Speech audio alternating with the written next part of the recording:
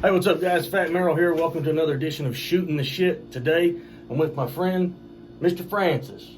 How you doing? I was going to ask you about this because I was looking at, sorry, let me get back to this. Father, husband, rock star, talent manager, retired Navy. Not retired. Not retired. No. Navy veteran. Just veteran. Okay. Yes. Either way, thank you for your service. Oh, thank you. Man, there's nothing you can't do. Yeah, apparently sleep. Ride a unicycle. Ride a unicycle and sleep. Yeah. Those are the two things I can't do. That is one of the things I was going to ask you about. I was looking at your band's page, and they've got you as Frankie Furious. Frankie Furious. Yes. And then I thought about that. Like, do people call you Frank? No.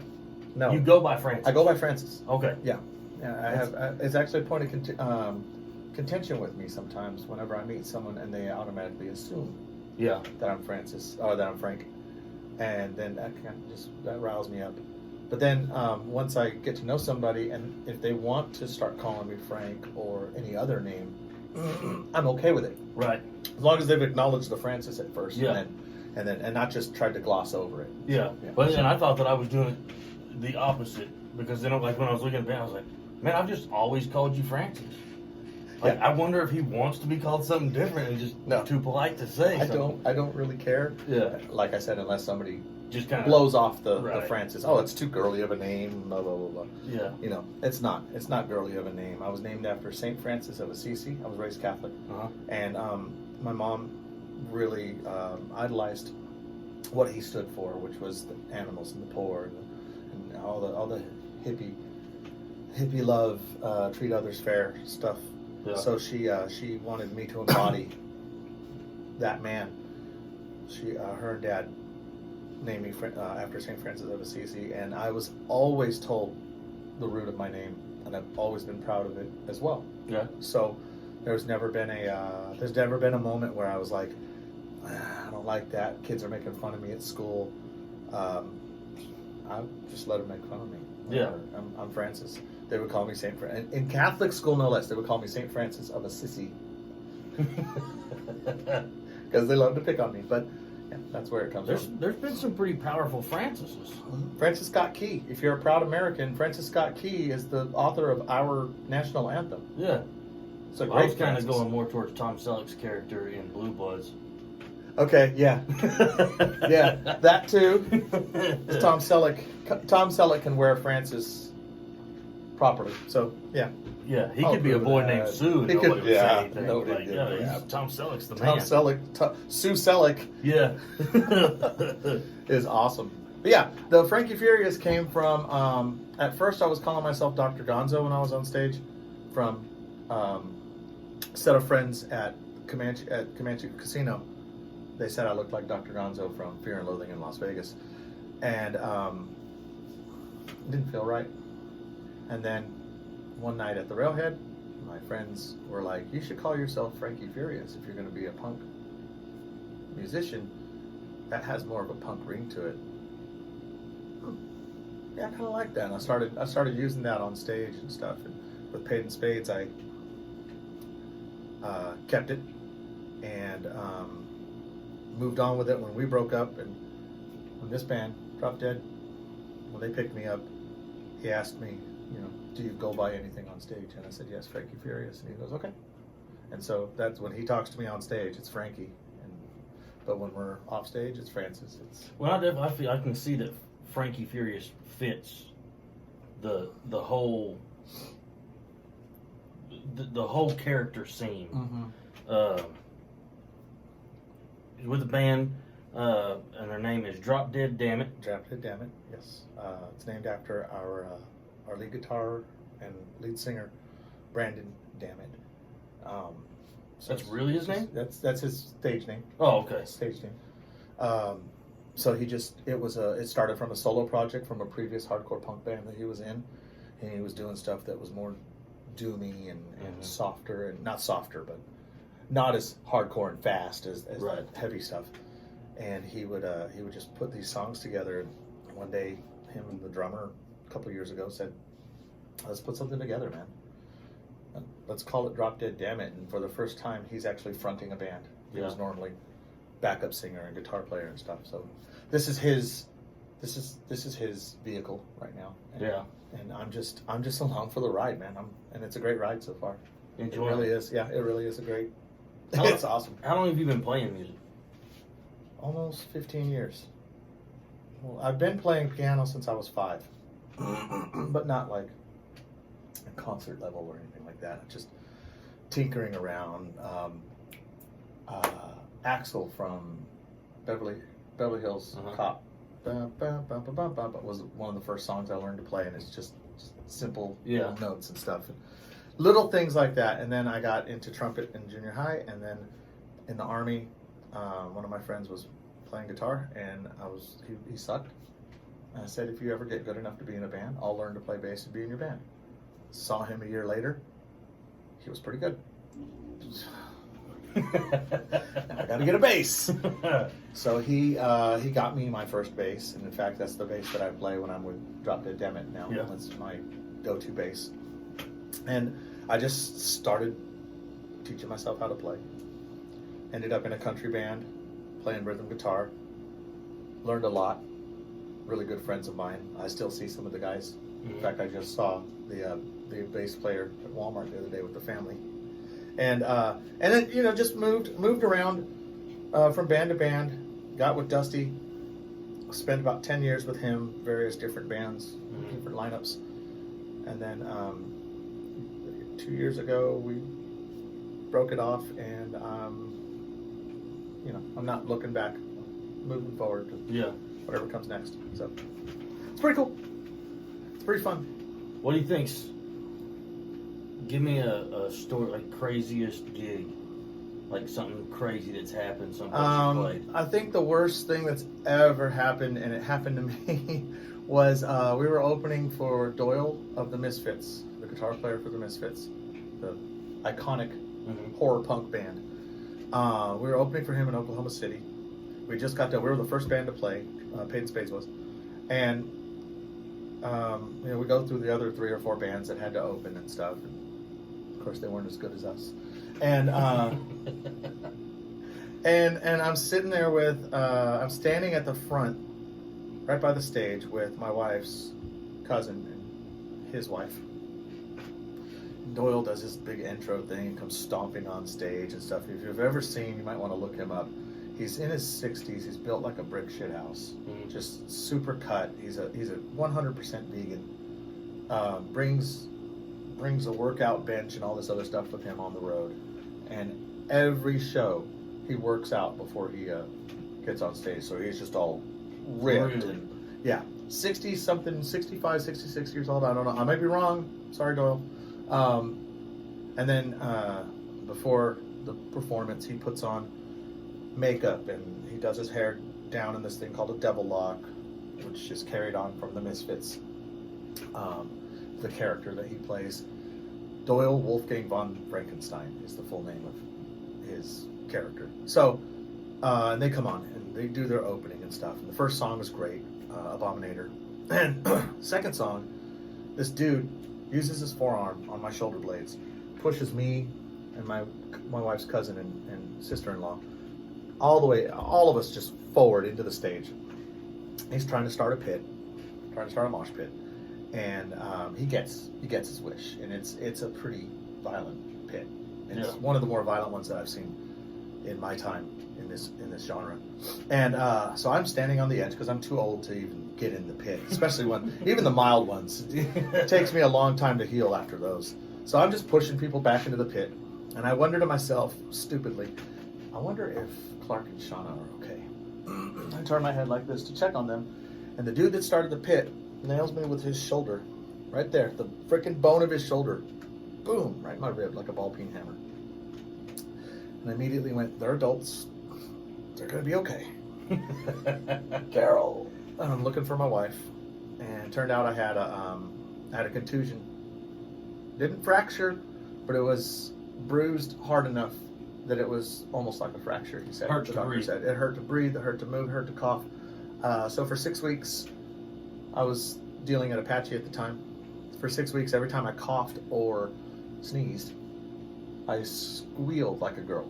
Yeah. Because it just hurt. Yeah. You know, sleeping next to my wife, every time I rolled over, I'd wake up, and wake her up, of course, because she's always concerned about me. But I think that's about the craziest. We've done crazy antics, spade and spades. We've done things. I've performed in just a thong. We performed for Head PE one time at the railhead. In fact, we had safety pinned socks, long tube socks with tennis balls in them, to our crotch, and we wrote "Best Punk Rock" because the lead singer of Head PE had said that they were the best punk rock band. So we were basically telling him that we had his best punk rock swinging. Right. Very bold, poke the bear kind of thing. Because we're just a nobody band, and he's a national act that's been around for 30 plus years. So, needless to say, he calls us out during his set how big of balls we had to have to put those on. Because, you know, if you don't have big enough balls, he said, they'll just fall right off. He doesn't know we have them safety pinned on because we really don't have the biggest balls. But yeah, we did that, and I gave him 2 of our socks. Yeah. And he laughed about it. He said that he had seen his doctor, or talked to his doctor. His doctor had told him to put a tennis ball in his sock because he has like muscle spasms on his back. Told him to use the tennis ball and massage it. So he was like, "Hell yeah, I got 2 now." And he was real cool about it. But other than that, no, there's really hardly ever anything too crazy. I mean, mosh pits every once in a while. Yeah. That's about it. We haven't had too much crazy so far with Drop Dead Dammit, though. It's still kind of, you know, coming out of the pandemic. People are a little leery.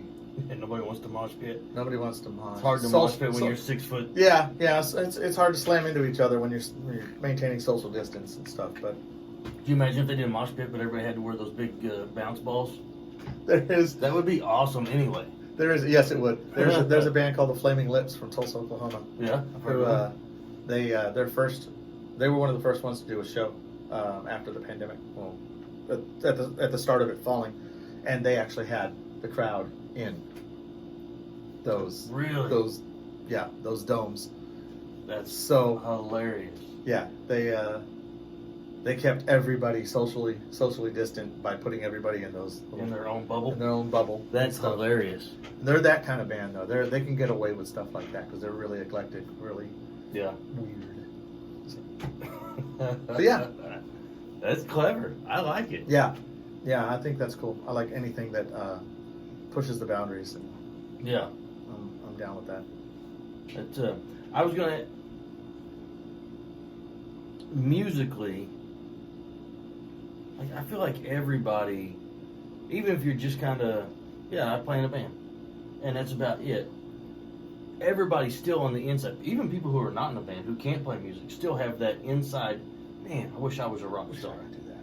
Wish I could do. Wish I had that status. I wish I could, the crazy stories and, just the run and gun all the time. I wish I had the freaking crazy stories. Most of them are pretty tame. But I think,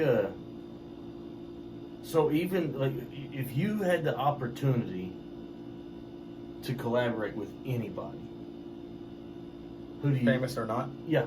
I would honestly... I'm not too concerned about the famous ones. It's the ones that I spend my time with the most that I like to...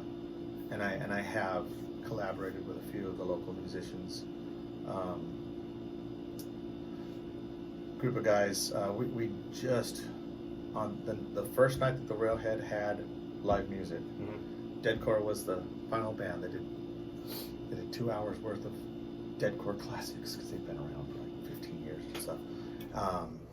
They're good friends of mine.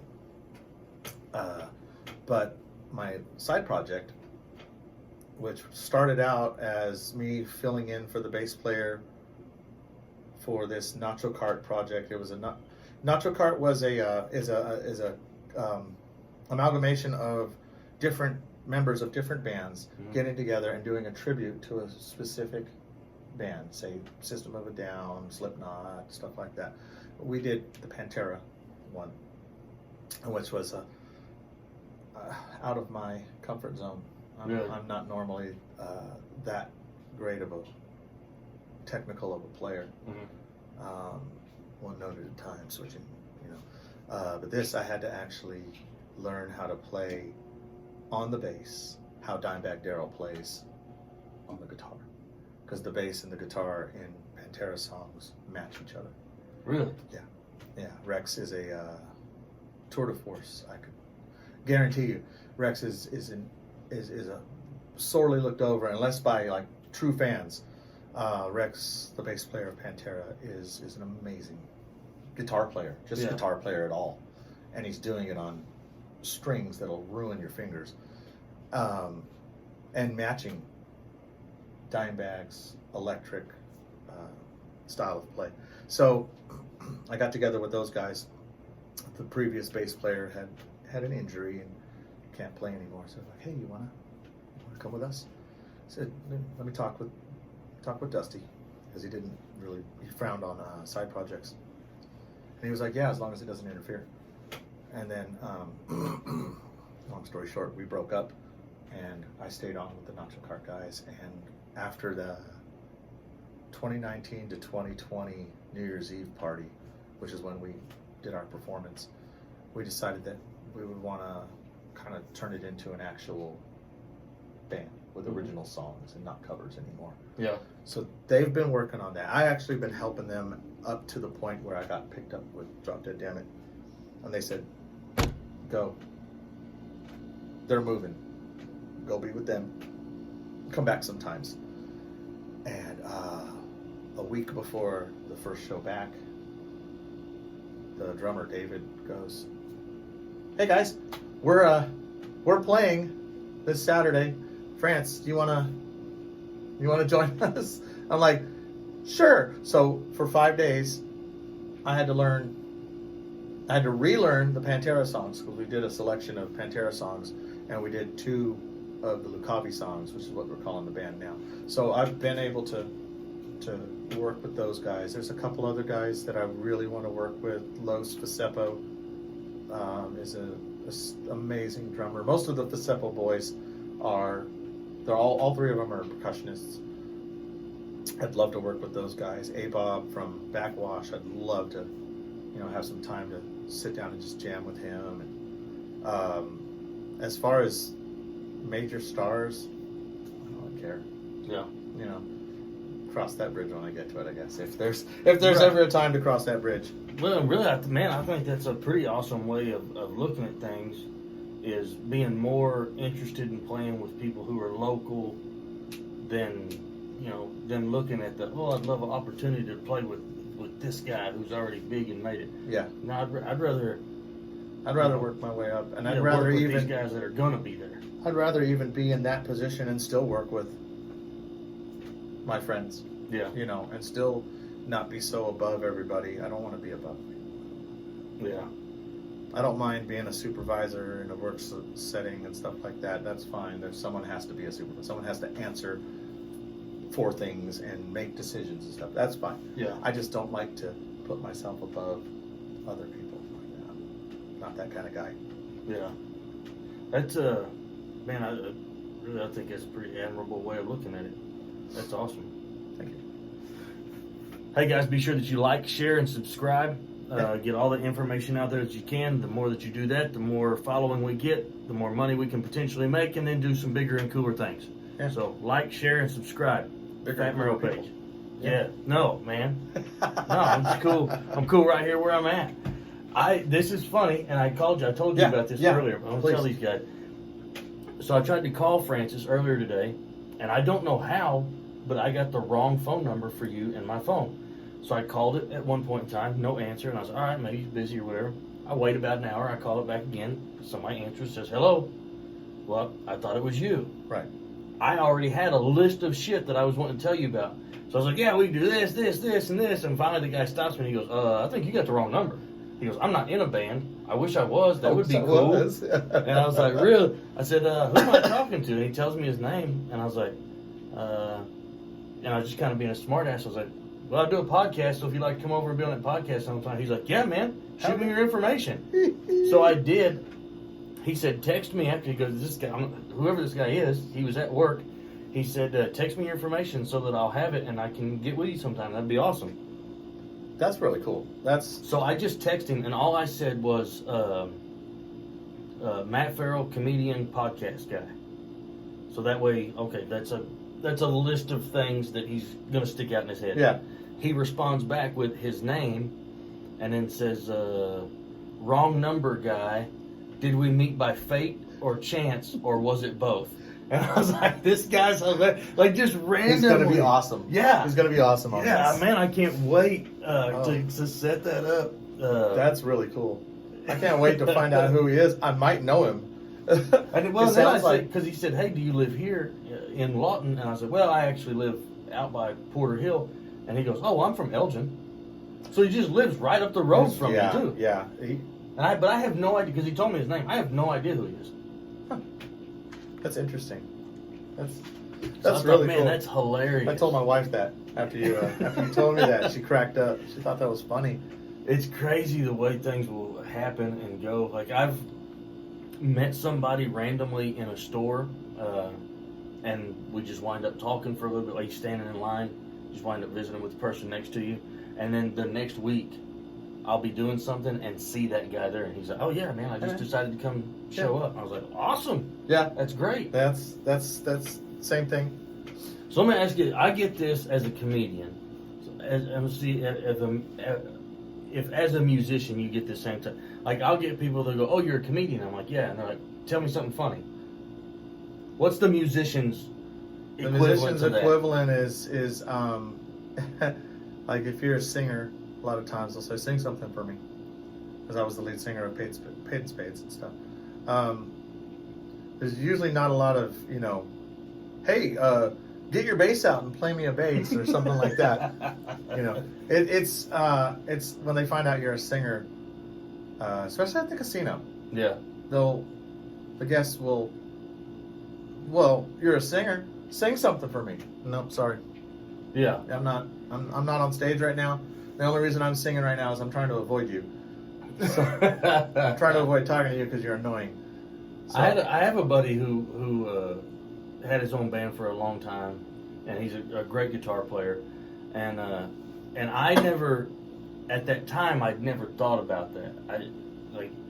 I just invited him over. We're gonna be having a big bonfire or whatever. I said, "Hey man, you're welcome. Like, come to the bonfire. Come hang out with us. Bring your guitar." And he's like, "No."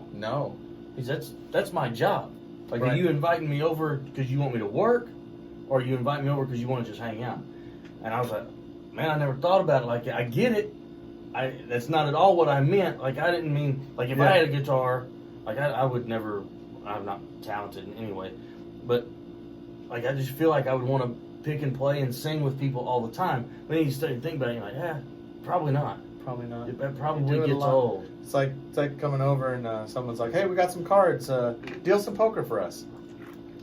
No. Yeah. No, I don't want to deal poker. I don't want to deal blackjack. I've touched cards for 15 years. Yeah. Yeah. I don't want to bring work home unless I feel like I want to do that. So, like, if I go someplace and I bring my guitar, yeah, that's fine.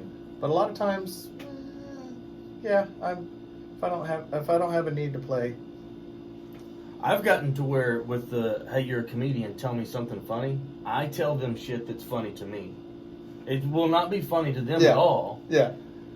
And I did this just the other day. I went to, my daughter coaches a ball team in town, and I'm backing in the parking spot. And of course, the back of my truck's got all my information on it. Yeah. So I'm backing in the spot, and when I get out, this guy that I parked right next to, he just rolls his window down. He goes, "Oh, you're a comedian?" Oh my God. And I was like, "Yes, sir." And and of course you have to be polite. You just should be polite all the time anyway. Yeah. But I was like, "Yes, sir," because hopefully what I'm hoping for is, "Hey, when do you have another show coming up? I'd love to come see." That's what I'm hoping for. Right. But it's never that. It's always, "Tell me something funny." Tell me something. So I just looked at him and said, "Sometimes I like to involve kangaroos in my sex life," and I just turned around and walked off. So it's not really even a funny thing but to me, I know that 2 hours later, that guy's sitting there thinking, "The fuck was he talking about?" So to me, it's funny. It's funny as hell. So like, yes. I just say random, like, and that's what I do, and I hope that it's not overly offensive to them. Like I don't want to take a chance on them going like I'm never going to see that guy. He was a prick. I hope that he looks at it and goes, man, I got to go to this guy's show because maybe there's some clarity. No. In my show, I don't talk about fucking kangaroos. No, I can see. I can see what you talk about. Yeah. That's great. I love that, by the way. Oh yeah, I just get it. And I've got more. Like there's two that I use on a regular basis. They're my set right now, so I take them with me. Yeah. So they're not on the wall, but even when I'm not using them, they go on the wall as well. And it's crazy. We're looking at my notes for comedy shows on the wall. Like, somebody else would look at that and go, what the hell are they talking about? Shaving jowls, beards, manly men, going green Mexicans, 40 made me fat, bigger towels, 40 made puss. Somebody else looking at it, they're like, this motherfucker got Tourette's when he was writing. Like, this doesn't even make sense together. But to me, it all goes with something. So we do stuff like that on our set lists. We just do like one word from the song. Yeah. Instead of, we have a song called, the full title of the song is Bloodlust in a Fit of Rage. So we just put Bloodlust. Yeah. You don't want to fit all that on. Yeah, you don't want to write that all. You put it big enough so that everybody can see it at a glance, except for me because I don't wear glasses when I'm on stage. Yeah. So you just gotta remember it. He calls them out.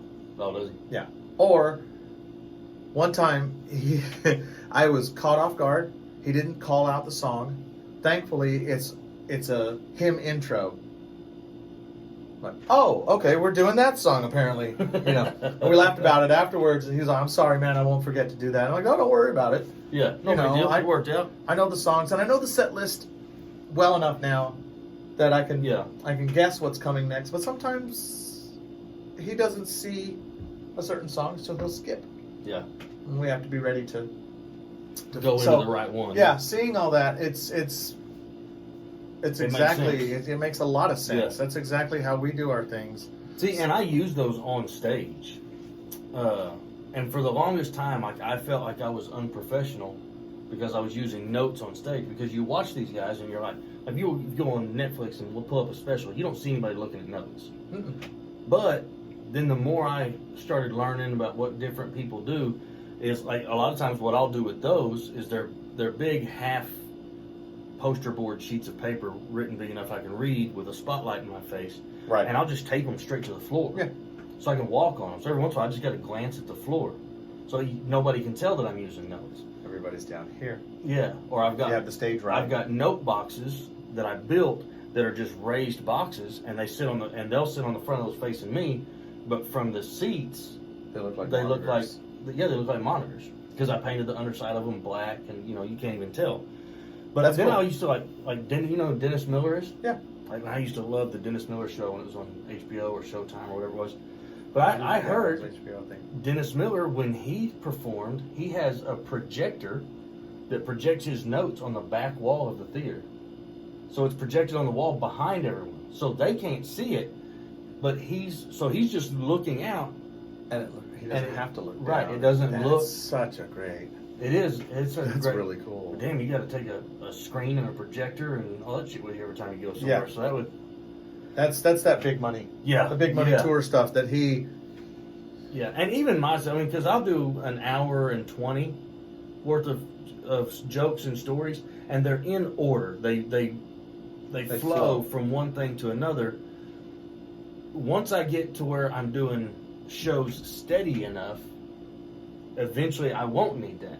But like when you do one show this week and then nothing next week and then 2 shows the following week, like it's not happening often enough for it to just stick. Yeah.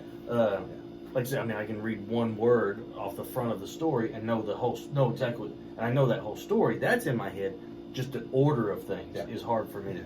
And it's like because I've talked to people, I've had a lot of head trauma in my life, and they say, it really could be part of the reason why I have a horrible, horrible memory. You rodeoed. Yeah. I rode those for a long time. That's definitely concussions. And that's football ain't got nothing on rodeo, especially bull riding. Yeah. I'm a huge When your opponent's fan. 2,000 pounds. Yeah. It's a little different. But great. I wouldn't, as beat up and broke down as I am now, I wouldn't have traded it for anything. Yeah. I just straighten my knees every once in a while. I can't leave my knees bent very long, so I've had no cartilage left in my knees. My wrists are terrible. So right. My head is no good. My back is screwed up. But every time I get out of bed and I have to lift myself to the edge of the bed and sit there for a minute for circulation to get to certain points. I'm like, man, those were some good years, though. Those were some good years. We had fun. Every freaking crick and creek has a story. Has a story to it. Yeah, I'm pretty not as. I've got my Army time. I did Army and then I went Navy. So I've got some cool stories and stuff, but nothing to the point of like major lasting injuries or anything like that. PTSD. Yeah. Which I'm not sloughing it off or anything like that. That sucks. Yeah. I used to wake my wife up in the middle of the night screaming at her and stuff.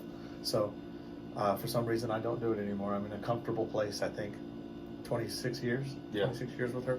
So that's good. But when we first started living together, it was rocky. Yeah. It was hard as far as being able to sleep completely. But I'm in a better place now, and I can use those experiences. Yeah. I can use those experiences in how I perform when I'm on stage. It's great therapy, man. I tell you, when I was lead singer of Paid in Spades, screaming once a week, so therapeutic. Yeah. Oh God, it's so therapeutic. It's so, I don't care how frustrated the kids were, or Carol made me, or whatever. I know Monday and Tuesday I'm going to go to practice and I'm going to scream my head off, and it's going to feel great, and I'll be fine for another week. Yeah. And then doing this with Drop Dead, it's that release. You get anger, you get I'm trying to convey those emotions that Brandon writes, which a lot of his stuff, he the music is he titles it love songs about killing bitches. And it's true. Yeah, it's true. A lot of the songs are really slow, melodic, but one of the songs is called Leather Apron, written by the drummer John. Leather Apron is about Jack the Ripper from his point of view. Right. How he was creating art. There's even a line in it: "Working woman, another work of art." That's primarily who he massacred, was the prostitutes of London. So it's just finding that dark place and selling it and stuff. So that gets nice and therapeutic and stuff, and it's really fun. Yeah. It's what for you. My question: what was it like your first time performing, and why do you continue doing it?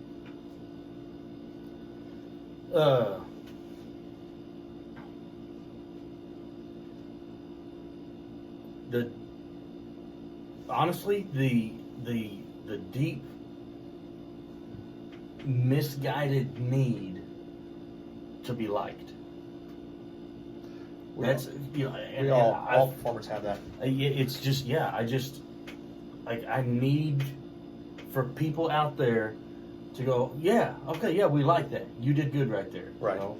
That immediate satisfaction. Yeah. For y'all, it's the applause after a song. For me, it's the laugh after a joke. For just the people showing up. The adrenaline of performing live it's different. I mean, and I rode bulls. I mean, right. I know a lot about adrenaline, and it's a completely different type of adrenaline. It's not a fight or flight adrenaline. Yeah, it's just because it. And if you watch much rodeo, you'll see this. If you see a bull rider and he gets bucked off too soon, he walks behind the chutes and he's throwing stuff, and he's just mad.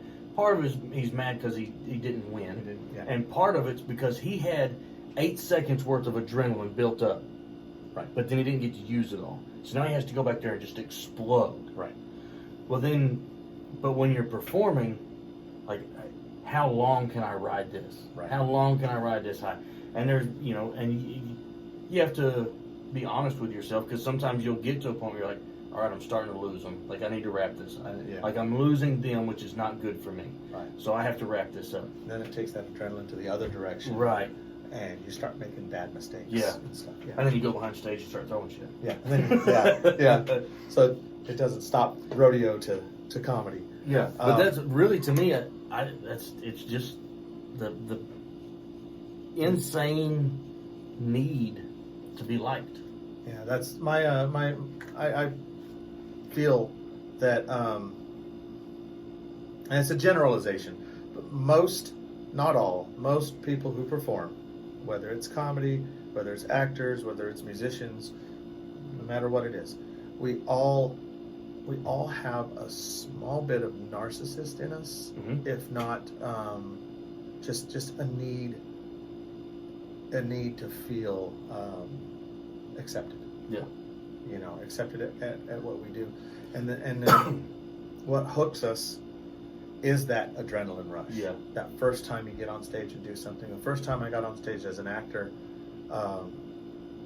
I was shaking like a leaf, and I was doing dancing. I was teen chorus for Bye Bye Birdie in my freshman year at my first high school, and I had never sang or danced in my life. I still don't dance. And I found myself after 2 years of band in junior high and not doing very well. I was third chair trumpet, and then for the summer before 9th grade, I was fourth chair trumpet. You're supposed to go the other direction. Right. I kept going down because I didn't practice. I didn't feel it. There was something missing.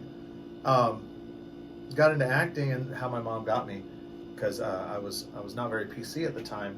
I thought only gay guys get into acting, and I'm not gay. Mom, I'm just not.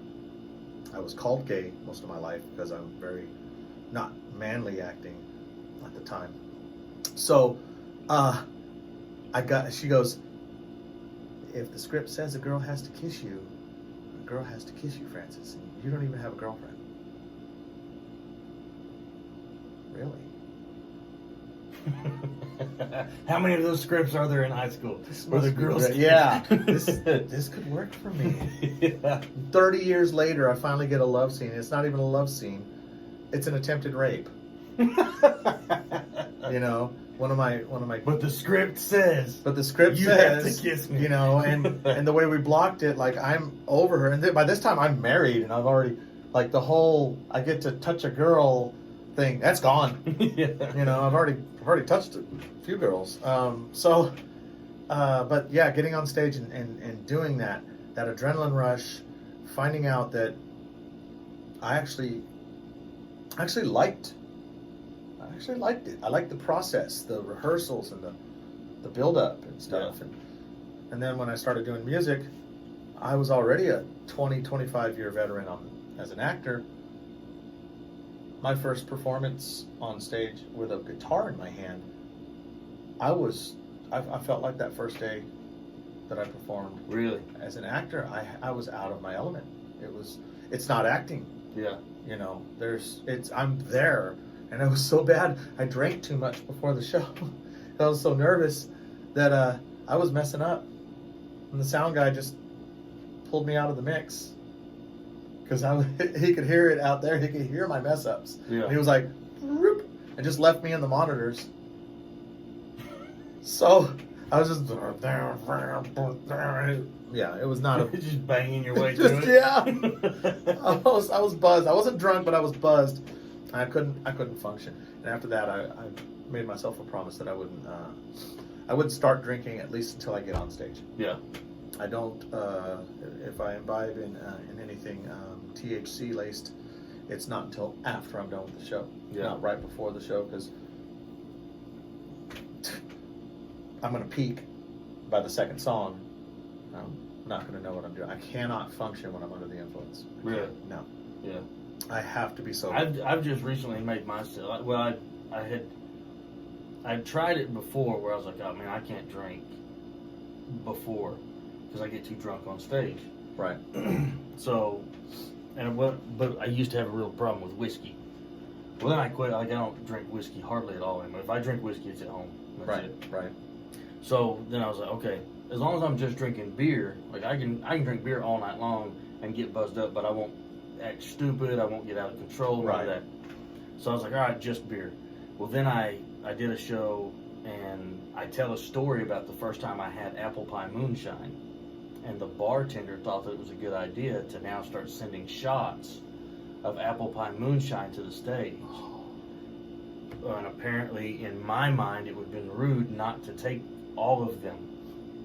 So I'm about 30 minutes into an hour-long set, and by the end of it, I had not finished my set, and I was just berating people sitting over on the side because they were on their phone during the show. Oh, no. I was like, y'all paid to get in here, but you'd still rather sit there and look at that, 2-inch screen in your hand. And I don't recall in it, so it was one of those where I woke up the next day and I looked at my wife and I was like, how'd it go last time? And she's like, well, let me tell you this. Everybody enjoyed the show. Even the people that you were just trashing. They loved it. She goes, but I know you, and if you were to look back, you would be disappointed in yourself. And I was like, okay. So that's it. So then I was like, all right, no more drinking until after the show. Right. So then I did the next show, I did completely sober. That was just as bad. Like, I was just, because when I'm completely sober, I'm alert of everything. Right. I'm paying attention to people way back there. I'm paying attention to this. I'm paying attention to that light's not quite as high as I wish it would be. I'm paying attention to all those things instead of just telling jokes. Right. So now, my new rule is going to be, I will start drinking when I get on stage. I'll start beer only. Right. I'll start having a few beers while I'm on stage. And I think I think that's my formula. It's enough to kind of just relax knocks the edge off. Yeah. But I used to know guys, or I didn't used to know them. I've heard stories of guys that they go to the bartender before a show and they're like, hey, if anybody wants to send us drinks up, like, just send us water. Like, charge them for the drink if you want, or put all the money in your tip jar if you want, but just send us water. Like, don't send us any drinks. Right. And then, like, I know guys that they're like, hey, like, if somebody wants to buy me a shot, just put coffee in it. Yeah. Or sweet tea, which I just recently heard this. I've got a Jack Daniels bottle sitting back there. Yeah. And do you know who Co Wetzel is? The red dirt guy. He's like, yeah, I think I've heard of him. up. He's huge right now. We went and saw him in concert, and he had the Jack Daniels bottle that's bigger than that. Uh-huh. And he walks out on stage drinking it. It's tea. And by the end of the show, it was gone. And I was like, oh my God, this kid's gonna die. Like, yeah. He's gonna be a member of that, was it 27 Club or 28 Club? Yeah. I said, because he's not gonna live past that. There's no way. You can't drink Kurt like Cobain that and all and that. live. Yeah. And then just recently, I was visiting with another guy who got to play with him, and he goes, no, it's sweet tea. Yeah. He goes, now after the show, he drinks like a fish. But on stage, bottle's just full of sweet tea. Stone cold sober. Yeah. And I was like, what? There's one of my friends was talking to me the other night about a performance that we did as Spades and Spades.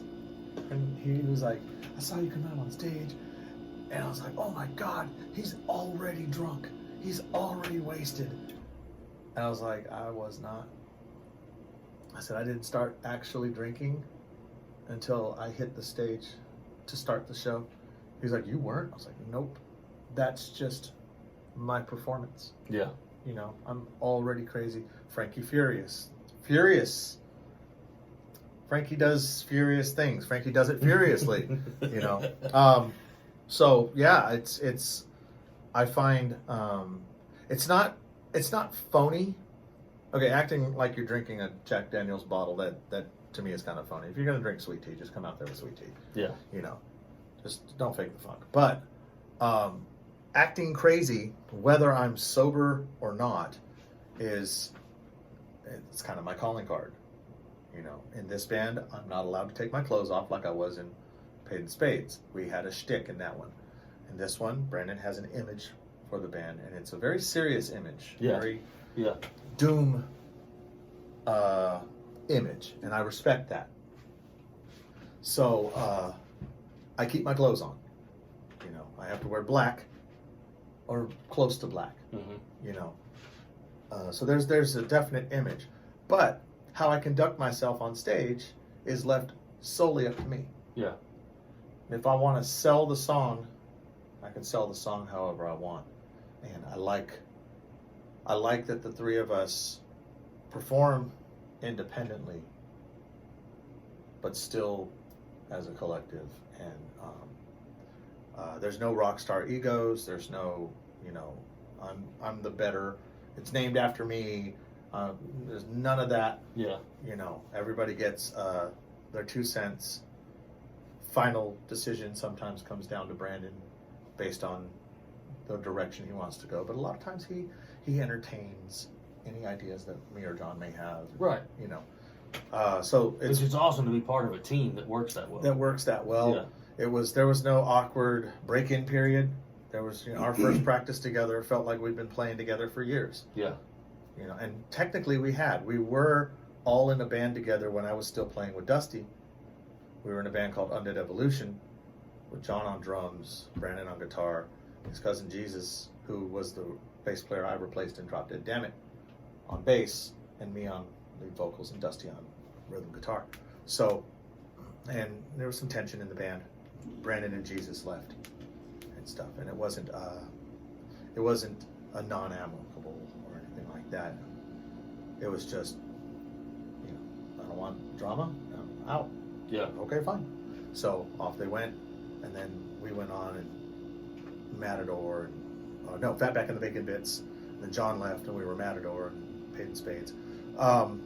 Excuse me. But yeah, being in a collective where we can all offer our 2 cents and feel valid is valuable. Yeah. Very valuable. I don't know what it's like to do solo stuff though. To be the sole just there by decider. yourself. Yeah. Oh yeah. You know. Well, there are solo projects where like the one person has the band, but it's their project. None of the other members of the band. You're just paid to play whatever that person makes. Yeah. I've never done something like that. Well, and my deal is, when it comes to stage time, like when it's time for the show, it's just me. At a time, I love having an opening act. I don't like going on first. I prefer to have an opening act, but then when it's time for my set, it's just me. But leading up to that, I have a few friends and my wife that I bounce things off of because I value other people's opinion. So there's a lot of unpaid help that goes into putting my show together. Yeah. Of me, you know, I mean, because I've got certain friends that I know. There's some people that you call and go, oh no, it was great. But I've got some friends that go, oh man, I just don't think that one's working. Yeah. Like you got to try to reword that joke. Like it just didn't work or whatever. I'm like, all right, cool. I know not only are they an honest friend with me, but I also know that they're a comedy fan, so they know what to listen for and what they find funny. They study at the School of Comedy and not just a partaker. Yeah. You know. So, but yeah, I don't. Does your wife get tired of bouncing jokes off her? I don't think so. I think sometimes.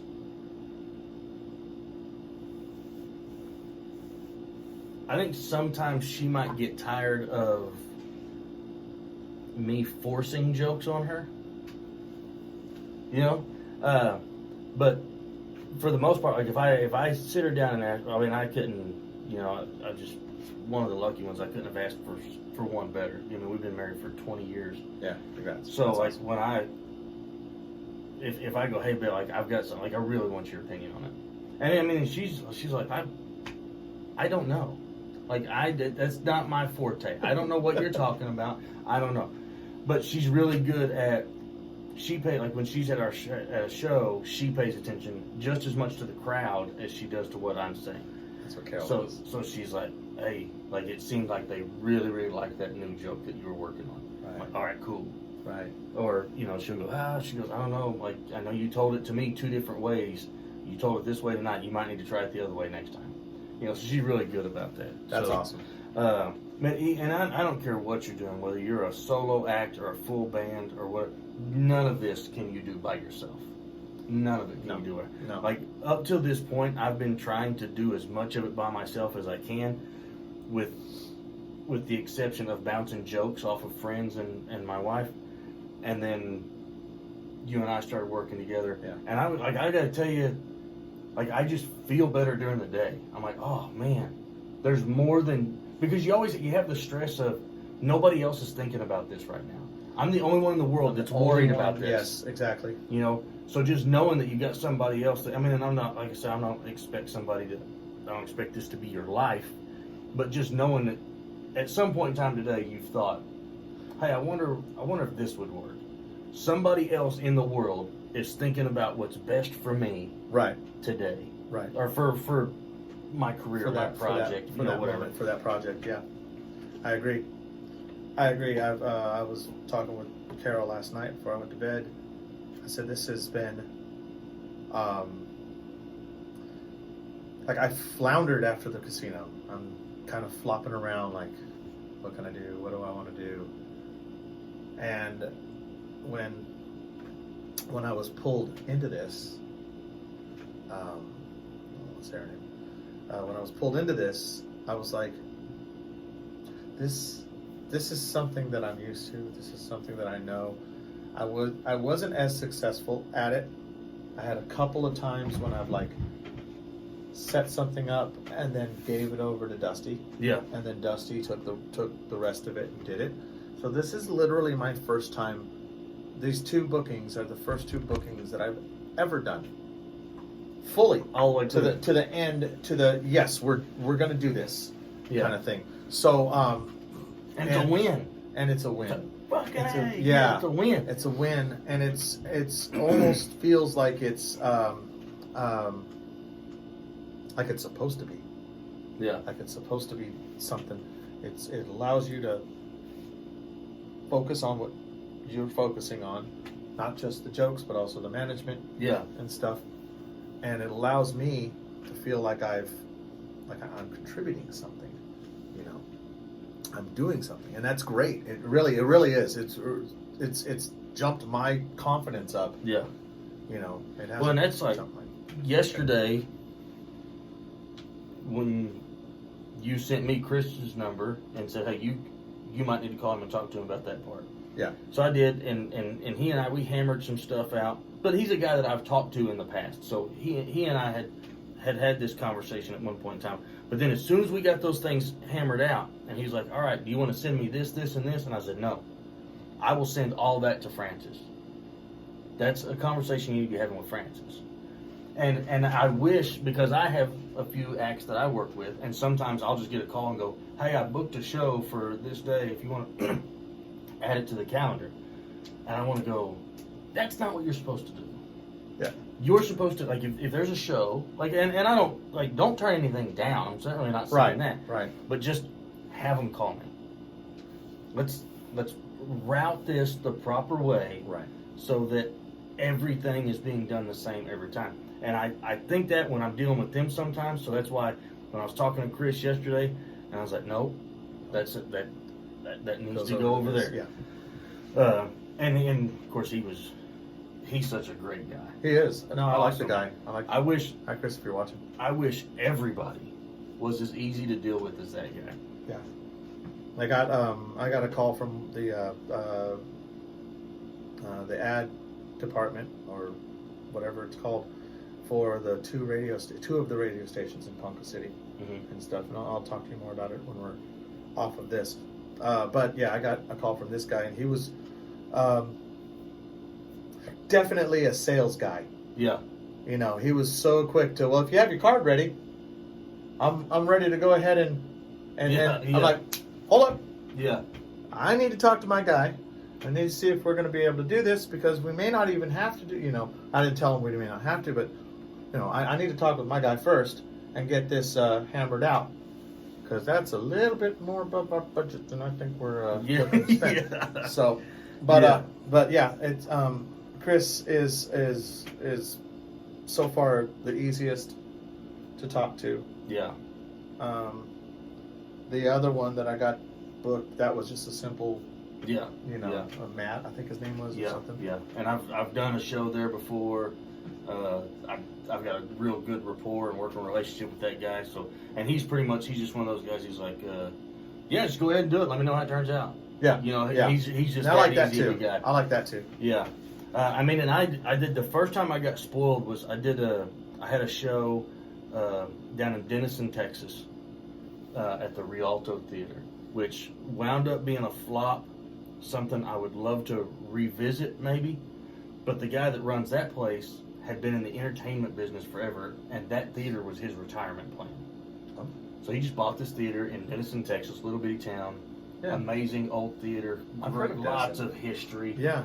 And then I started talking to him, and I'm ready for do you want to take care of this, this, and this, and our percentage needs to be. This guy was like, hey man, here it is, boom, boom, boom, there you go. I'm going to take this percentage, and this is what I'm going to cover for you. I'm going to take care of this, this, and this. And I was like, dude, why is everybody not this easy to talk to? It's because most of the time when you're talking to people, it's people who they work for the city, and the city goes, hey, you got to handle these phone calls because we own this theater. Yeah. The city owns the theater. They're not somebody who works with booking entertainers or events or stuff. So they're just kind of like, let me call somebody. Yeah, that's... And I've even done stuff where I've told them, they're like, I did a theater, and it's some of these small towns. They're like, yeah, $300, is that fair? I'm like, $300 and I get everything? And they're like, yeah. That's a steal. And I'm like, what do you guys think about doing this? Like, what do you guys think about doing a door split with me? Y'all will make more money. Like, I could have taken the $300, like, just give them $300 and everything's mine, and then I take everything at the door, and I make more money. But I wanted to give them, I was like, hey, what do y'all think about doing a door split? Y'all will make more money this way. Like, because I always want to do a good job and do good business so that next year, when I want to come back to this place, they're like, oh, absolutely. Oh, yes, definitely. Yeah. Oh, Matt Farrell? Hell yeah. You're working for him? Yeah, okay. That's what I want to... I'd like to try to build those relationships. And sometimes they're like, no, that seems like gambling. I'm like, dude, if I get 30 people to show up, you've made more money than what you're trying to charge than me. the 300 So, right. Pardon me. But some people, they just don't get it. They don't get it. And it's okay. But I do like to try to do as good by people as I can, especially those small towns and those theaters. And that's some of the things that we do as a band. We'll do stuff like that. If we have a band that comes with us, basically the policy at the Railhead, it's really not a big money site. Mm-hmm. There's never a cover charge. She pays two of the bands $100. Any other bands, and she never goes more than three. The third band is a band that's never played there. Your first time playing there, it's kind of an audition. Mm-hmm. So you don't get paid. If we've already played with the band somewhere else, and it's their first time playing the Head, and they're from a little further out than we would normally go, what we'll do is we'll sacrifice our 100 and give it to that band. We've done it a few times. We don't do it a lot, but we've done it before. Where we've our share of the door split we'll give to one of the other bands that's not going to get. We'll give a little bit of ours and get the other band that's also paying to give a little bit of theirs to kind of help pad their... Pay for their gas. Yeah, help get them back home. Yeah. And stuff. And we had it happen to us one time at Kendall's in Oklahoma City. Both of the bands, and we were kind of a little leery about going up for both of these bands. And it turned out they... one of the bands gave all of their door money to us, and that was kind of one of the bands that we were the most worried about. Really? And they ended up being cool, and we had a really great time. all 3 or 4 of us in this tiny little bar on a stage in the corner. Yeah. You know, not the ideal stage to play on, but we're like, so that's what it feels like to have somebody give to help you out, because we do it a lot ourselves. So yeah, it's neat to see the metal community kind of come together and help each other out. And you know, something that I've learned since I've started working with musicians, and a guy told me this. He said, minimum wage keeps going up. Inflation is something that's always going to take place. The cost of living is always going to go up. He said, but one thing that has never changed since 1950 is how much bars want to pay bands. Yep. Yeah. He said that pay has not changed since 1950. Some just want to pay you an exposure. Yeah. That ain't gonna pay the rent. Yeah. You know, or the thank yous in the casino business. Yeah. You know, that thank you just helped pay my light bill. Thank you so much, man. That exposure really helped us get that new album out. Yeah. You know, 'cause that's not cheap. No.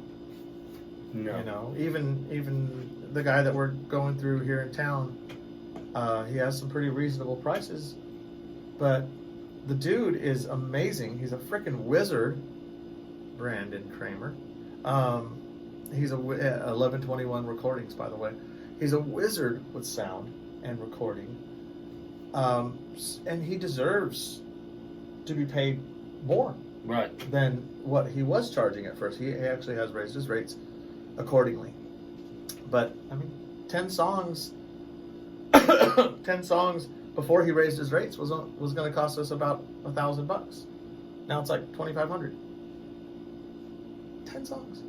That's a lot of money. You know. But the work that goes into it, is it's worth it. The time spent learning how to do that, just like the time spent learning to be a comedian, learning how to put your jokes together, put what you're going to talk about in a logical sequence and stuff, learning my instrument, learning how to listen to others and play together, and then there's so much that people don't. I had that argument with a bar owner not too long ago when I was working on booking a show for one of my guys, and her thought was, like, why should I pay him more than that? He's only going to be up there, he's playing for 3 hours. Like, you expect him to make more than that an hour? Like, yes, ma'am, are you not thinking about the hours and hours and hours of practice that he's got in leading up to this show to make sure he does a good job for you? Do those hours don't count? The $1,500 to $2,000 guitar that he's playing, that we're not counting that? The sound equipment that he's having to bring because you don't have in-house sound? Like, you understand how much it cost for him to do this? And you're saying that he's only worth the 3 hours that he's going to be here? Yeah. I think he's worth quite a bit more than that. Yeah. He said, well, I just don't think we're going to be interested in it. So that's fine. Okay, then we'll find some place that is. Yeah. Yeah. So that's why having someone like that, like an agent that can talk on behalf of that person. Yeah. Because if he was to talk to her about that, she would easily go around, don't deal with that guy. Don't deal with that guy. He's full of himself. Yeah. But if you have an agent talking for you. Yeah. And that's a bad thing, is when somebody knows what they're worth, they're considered to be arrogant. No, I just know how much I've got in this. Yeah. So, but, well, Francis, man, I sure appreciate you coming out. I appreciate it too. I had a blast. Guys, thanks for tuning in and watching another Shooting the Shit. This week was Francis, a.k.a. Frankie Furious. He plays with Drop Dead Dammit. You guys watch out. Go see them. Go check them out. They're great. They put on a great show. It's a lot of fun. And be sure you tune back in for the next Shooting the Shit. Thanks, guys. September 18th at the Railhead here in Lawton. We'll be up there. September 18th, Railhead, Lawton, Oklahoma. Go see Drop Dead Dammit.